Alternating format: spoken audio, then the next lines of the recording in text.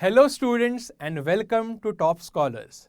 Students, today we'll be talking about another very interesting topic, that is bacteria, a general study and its economic importance. So students, let us first study the general characters of bacteria. Can anyone of you tell me to which kingdom do bacteria belong? Yes students, bacteria belong to the kingdom Monera.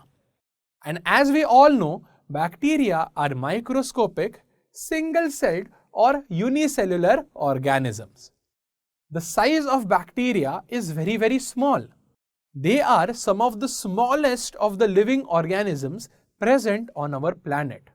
The size is 2 micrometers in length and about 0.5 micrometers in thickness. This is the average size of most bacteria.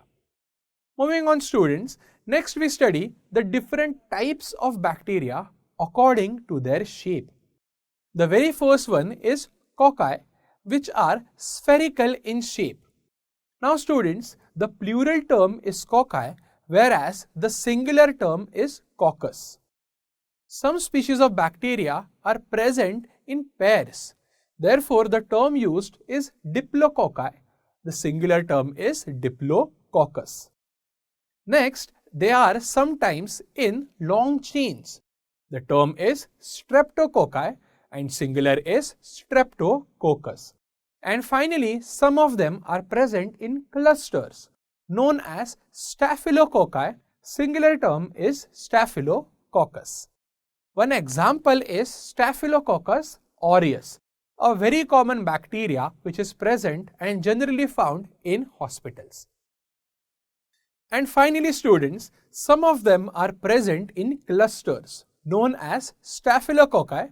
And can you guess the name for singular? Yes, it is Staphylococcus. A good example would be Staphylococcus aureus, which is a commonly found bacteria in hospitals. Moving on students, now the next shape is rod shape and the word used is bacilli. Singular is bacillus.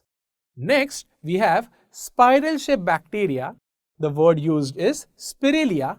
Singular is not spirillus this time, it is spirilium.